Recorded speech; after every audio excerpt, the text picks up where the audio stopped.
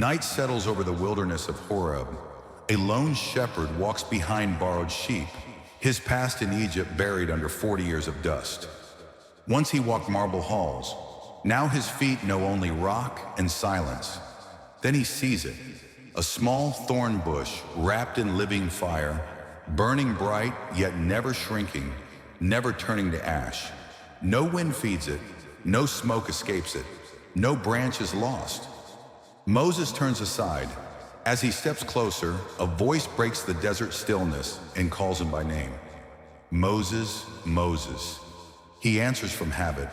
Here I am, not yet knowing this is holy ground. Do not come near. Take off your sandals. The earth beneath his feet becomes more fearful than Pharaoh's courts. I am the God of your father. The God of Abraham, Isaac, and Jacob. Moses hides his face. The Holy One has come down. The fire does not consume the bush. The call will not consume the man. It will demand everything. Lord, teach my heart to tremble rightly before your holiness. Strip away my pride, my excuses, my fear. Let me hear when you call my name and give me courage to answer, here I am. Before the bush blazed on Horeb, the story of God's call was already moving through blood, tears, and hidden years. In Egypt, a new king rose who did not remember Joseph. He feared the strength of Israel and chained them to bricks and fields. Whips cracked where songs once rose. Children were torn from hope. In that furnace of forced labor, the people groaned, cried out, and their cry went up to God.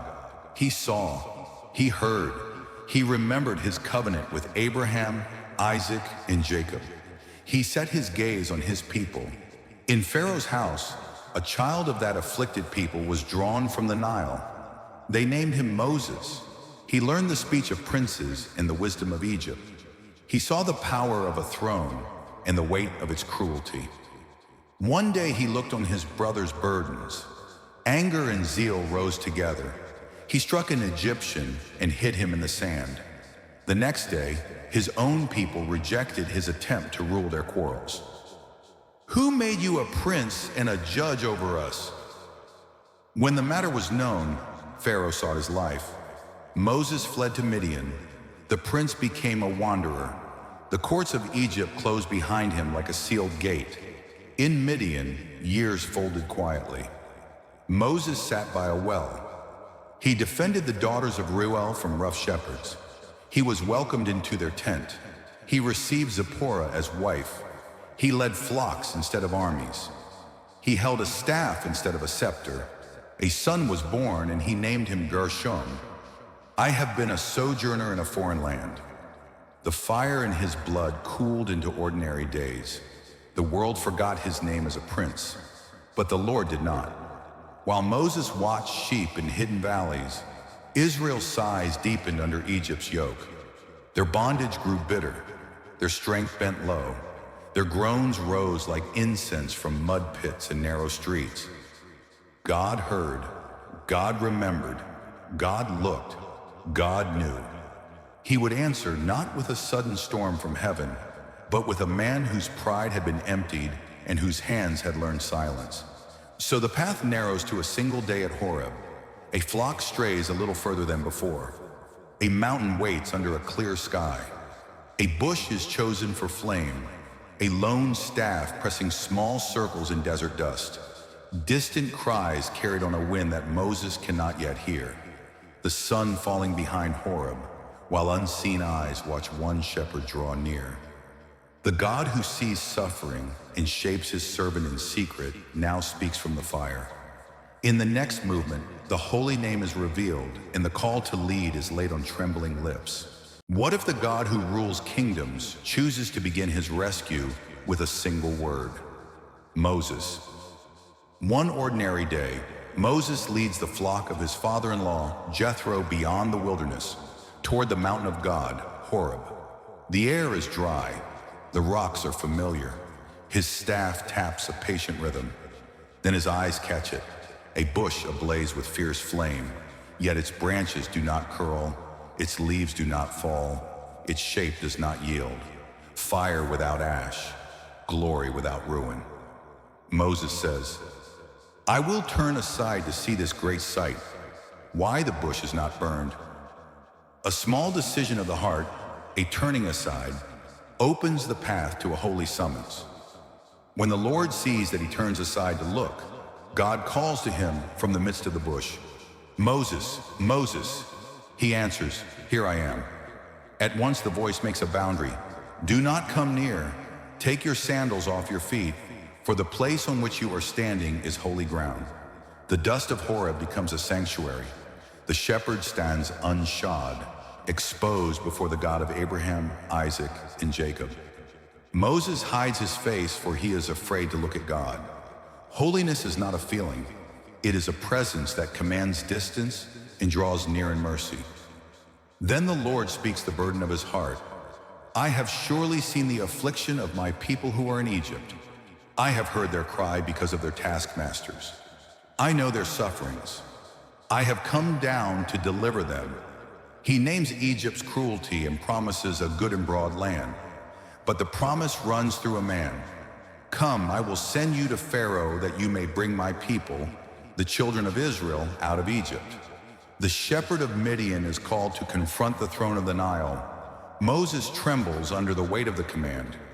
Who am I that I should go to Pharaoh and bring the children of Israel out of Egypt? The Holy One does not answer with flattery, but with his own nearness. But I will be with you. The sign offered looks beyond fear. Israel will worship on this mountain. The one who calls will bring them back to this ground, made holy by fire. Moses asks the question that hangs between earth and heaven. If I come to the people of Israel and say to them, the God of your fathers has sent me to you, and they ask me, what is his name? What shall I say to them? God answers with words that shake idols and kingdoms. I am who I am. Say this to the people of Israel, I am has sent me to you. He adds, this is my name forever, and thus I am to be remembered throughout all generations. The Eternal One binds his name to his people's story and to the mission he now presses upon his servant. Yet Moses' lips still stumble. He fears their doubt. He fears his tongue. The Lord in patience gives signs. A staff that becomes a serpent and returns to wood in his grasp. A hand turned leprous and healed. Water from the Nile poured out as blood. Each sign is a pledge that the God of the bush rules creation and will overturn Egypt's pride. A thorn bush crowned with living flame, sandals lying empty on the stone, a weathered staff casting a long shadow toward Pharaoh's distant land.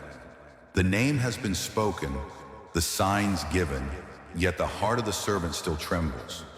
Next we watch God answer weakness, join Aaron to Moses, and send them down the mountain toward the hardness of Pharaoh and the birth of a nation. What if the God who names himself I Am refuses to let his servant hide behind weakness? The fire still burns on Horeb, but Moses' heart pulls backward. He hears the command yet clings to his limits. O my Lord, I am not eloquent, I am slow of speech and of tongue. The one who formed the mouth answers with steady force. Who has made man's mouth? Who makes him mute or deaf or seeing or blind? Is it not I, the Lord? I will be with your mouth and teach you what you shall speak. But Moses pleads again. Reluctance presses past reverence. The anger of the Lord burns, yet mercy does not withdraw the call. Aaron the Levite is appointed as companion. He shall speak for you, and you shall be as God to him. The staff in Moses' hand is named the staff of God. The message is fixed.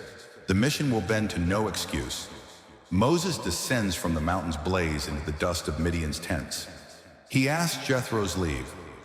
Let me go back to my brothers in Egypt to see whether they are still alive. Quiet consent is given. At night the Lord speaks again, closing the door behind him. Go back to Egypt, for all the men who were seeking your life are dead. Family, flocks, and the frail obedience of a hesitant prophet move toward the Nile. On the road, a darker scene flashes like a sword. The Lord meets him and seeks to put him to death. A neglected covenant sign is exposed. Through swift obedience and blood, the breach is healed. The chosen instrument must himself stand rightly marked before the God he represents. Holiness will not be a garment worn loosely. Aaron comes to meet Moses at the mountain of God, kissed and bound now as brother in the work. Together they gather the elders of Israel. Aaron speaks all the words the Lord has spoken to Moses and performs the signs in the sight of the people. The people believe. They hear that the Lord has visited his children and seen their affliction. They bow their heads in worship. Hope ignites in a land of long groaning. Then Moses and Aaron stand before Pharaoh's throne. The court is stone, gold, and hardened confidence. They speak the royal demand of a greater king.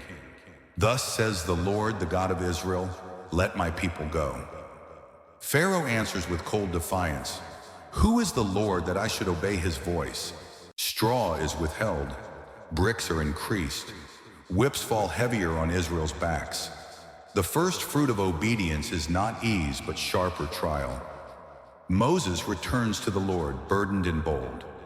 Why have you done evil to this people? Why did you ever send me? The answer rises like a foundation stone. Now you shall see what I will do to Pharaoh. The call stands, the name stands. The servant must learn to walk when sight darkens, and only the word of I am remains. The wise heart, watching this path, learns. Do not measure a command by its immediate comfort. Do not trade a holy calling for the safety of excuses. Do not despise small, trembling steps when they are pointed where God has spoken. Lord, strengthen the hands that you have called. Burn away the excuses that rise from fear. Make our hearts true to the covenant you have marked upon us. Teach us to obey when the cost is high and the way is hard, trusting that your name and your promise do not fail. Amen. A weathered staff gripped in a resolved hand. Two brothers walking from Desert Ridge toward Egypt's dark line.